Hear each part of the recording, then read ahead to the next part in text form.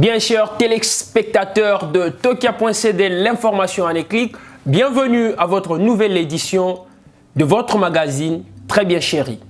Aujourd'hui, j'ai le réel plaisir de vous entretenir sur un sujet d'actualité et que nous avons pris coutume à analyser ici chez nous. Nous avons analysé plusieurs rapports de l'IGF dans les entreprises publiques. Aujourd'hui, nous avons pu nous atteler un moment sur les cartes crédit qu'il y a dans la Banque centrale du Congo, approvisionnées par la Banque centrale du Congo. Vous savez, commençons d'abord par louer, n'est-ce pas, ce travail de bonne gouvernance, mais aussi de redevabilité forcée, bien sûr, que fait l'IGF. C'est un contrôle de haute qualité que l'IGF fait au sein des structures étatiques. Alors là, mesdames et messieurs, c'est triste. Triste parce que l'argent des Congolais est dilapidé comme pas possible. L'argent des Congolais profite à certains Congolais seulement. Et on venait nous parler de Congolais de père ou de mère qui détruisent ce pays. Des cartes Visa approvisionnées par le Trésor public. C'est vrai, la loi prévoit que le ministre des Affaires étrangères, le ministre des Finances, le ministre de la Coopération, mais aussi le gouverneur de la Banque centrale et le ministre, et le gouverneur de la Banque centrale jouissent, n'est-ce pas, de ces cartes parce que toujours en mission en dehors du pays, ils peuvent être approvisionnés. Mais là, c'est hors de question.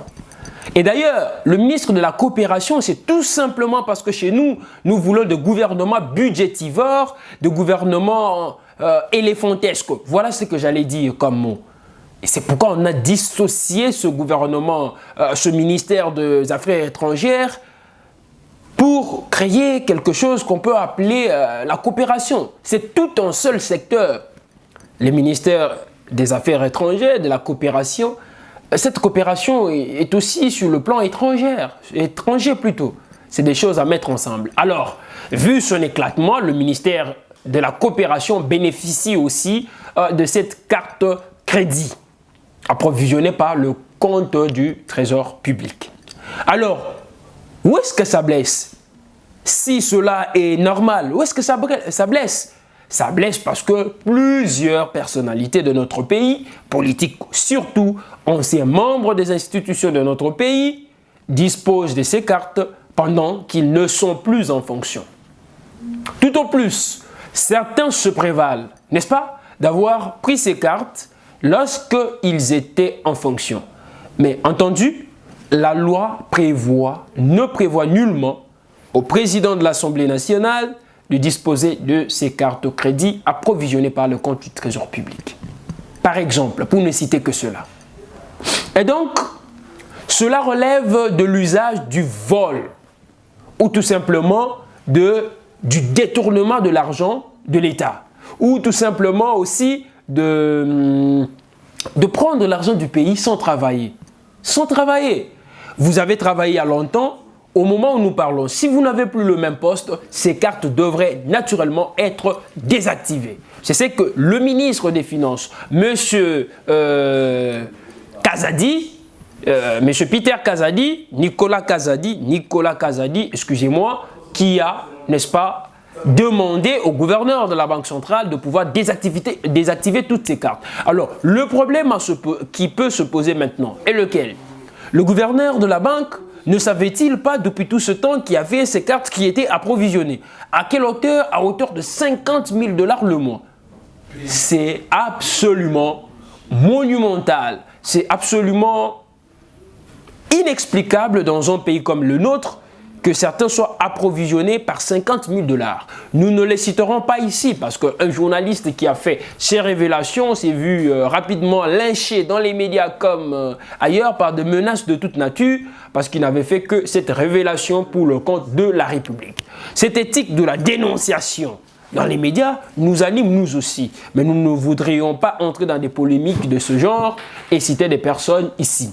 Et donc l'IGF boot dehors des masques, un peu à l'image de Cicéron qui démasque Catilina, tout ce que nos autorités font en coulisses.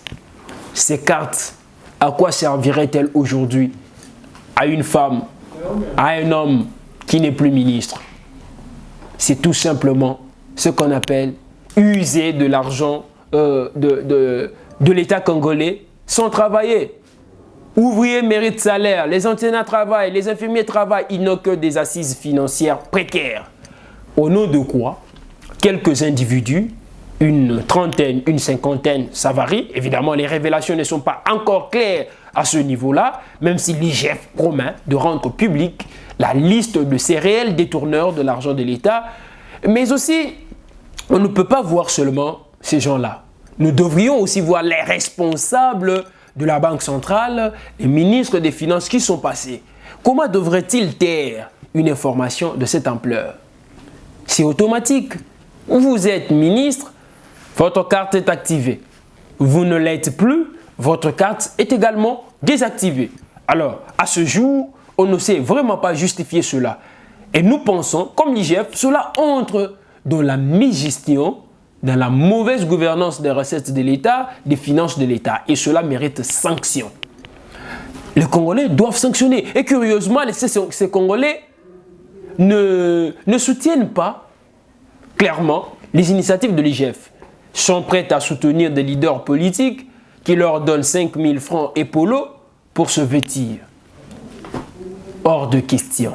Il faut soutenir les initiatives de l'IGF qui ne font que commencer. Parce que vous, si vous avez encore cette idée de vous pavaner avec de l'argent de l'État, sachez bien que vous trouverez l'IGF sur votre route. Et d'ici 5 ans, d'ici 10 ans, tout voleur de l'argent de l'État aura peur de l'IGF. L'IGF, c'est cette machine qui broie tout. Que vous soyez ministre, Premier ministre, Congo Airways, Sokoda, Banque centrale, vous trouverez l'IGF sur vos pas. Parce que l'IGF va traquer tous ceux qui volent l'argent de l'État. Et là, on parle d'une somme de 174 millions qui serait partie pour ça. Le ministre Solé Alagouli, qui a démenti ces pratiques, avait également signalé que c'est une pratique qui datait depuis l'indépendance, depuis l'époque de Mobutu aussi. Mais l'IGF a rétorqué pour dire non. Cette pratique a été instituée par Matata Ponyo. Encore et encore une fois. Cet homme qui fait objet d'un lynchage médiatique hors norme, à cause, d'ailleurs, vous le savez bien, de la débâcle du parc agro-industriel de Boukangalonzo. Alors, la justice de notre pays, on nous l'apprend, se saisit de l'affaire pour traquer tous ceux qui, indûment, auraient perçu l'argent de la République. Ils n'ont qu'à rendre compte de leurs actes, ils n'ont qu'à subir leurs actes et à moisir, si cela est possible, entre 4 murs. C'est aussi normal, puisque les petites gens, permettez-moi de le dire, qui volent, qui déplacent, qui se battent dans le quartier, passent plus d'1 mois, plus de 6 mois en prison. Et ceux qui prennent nos millions ne sont nullement inquiétés. Ils sont couverts d'immunité, ils se pavanent ça et là, ils ont de passeports diplomatiques de l'État congolais, ils se vêtissent avec l'argent du peuple congolais, mais ils ont la mauvaise volonté, la mauvaise foi de voler l'argent du peuple congolais. Ils sont soignés gratuitement pour le compte du trésor public. Ils se payent même doublement ces frais. Dans telle entreprise et au Sénat, par exemple, nous avons entendu parler de cela. Et je ne citerai pas ce sénateur qui demande doublement les frais pour se faire soigner en dehors du pays. Et des gens comme ça, peuvent-ils avoir encore le mauvais cœur de détourner l'argent de l'État? Non. Il faut donc que la bonne gouvernance entre nous devienne inhérente à l'espèce humaine. De telle sorte que nous devenions capables, n'est-ce pas, de pouvoir lutter, chacun à son poste, chacun partout où il est, contre la mauvaise gouvernance. Et la plus grande mauvaise gouvernance, c'est sur les finances. Les finances de l'État, l'argent, c'est là où on arrive à penser à ceux réellement qui ne sont pas sérieux. C'est l'argent qui nous attire et qui fait de nous moins sérieux. Mesdames et messieurs, c'est sérieux. C'est sérieux. Parce qu'à mon humble avis, il faudrait maintenant un changement à la tête de la Banque centrale. On en a marre. L'alternance doit venir de partout. Et donc, si vous avez suivi le procès de Vital Kamerhe, celui qui a été télévisé, on aura compris que beaucoup d'officiels, beaucoup d'autorités, beaucoup d'hommes qui étaient à la manœuvre et au poste de l'État en ce moment-là ont été épargnés. De la manière dont l'argent de l'État a été sorti, a été dépensé, beaucoup étaient coupables. Kamerhe n'était pas coupable seul. Vous avez entendu des gens qui parlent d'autres sommes et des experts qui nous parlent d'autres sommes. Ils n'ont pas été inquiétés. Les anciens ministres de Finances, l'actuel gouverneur de la Banque centrale, eh bien, ils ont été épargnés. Mais je pense bien que la justice devrait s'informer davantage sur cette question-là. Et donc, je pense qu'il est l'heure pour faire de grands changements au sein de l'argentier national. Il faut que le ministère des Finances soit désormais clairement défini dans ses attributions pour lutter contre la mauvaise gestion des finances de l'État, mais aussi la Banque centrale doit trouver un nouveau leadership, une nouvelle politique pour que nous allions de l'avant. Parce que c'est complice que le gouverneur de la banque, que les institutions de la banque, que les personnes qui travaillent au sein de la banque ne dénoncent pas ces histoires.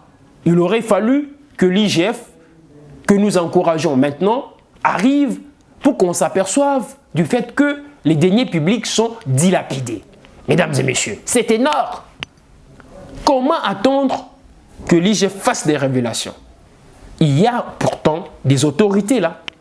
Est-ce que c'était faire confiance à ceux qui nous ont placés là? Est-ce que c'était protéger ceux qui nous ont placés au poste de commandement?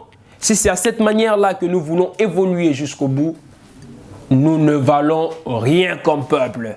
Parce que notre pays ne sert à rien quand nous protégeons ceux qui nous ont donné le pouvoir au détriment de toute notre nation. Notre pays, la République démocratique du Congo, mérite mieux.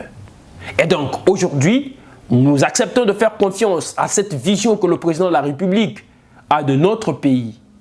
En redynamisant l'IGF, nous pensons bien que c'est la voie pour l'émergence de notre pays. L'IGF n'étant pas la justice, j'espère que nous aurons d'autres secteurs de la vie, de la justice, des poursuites, des enquêtes seront initiées à l'endroit de toutes les personnes soupçonnées afin que la lumière soit établie. C'est vrai, être cité par l'IGF ne fait pas de ces personnalités des coupables, mais il faudrait alors identifier les véritables coupables. S'il s'avère qu'ils sont coupables, eh bien, il faut les envoyer entre quatre murs, purger leur peine. Parce que les deniers de l'État, on ne les prend pas comme ça. On ne s'amuse pas avec.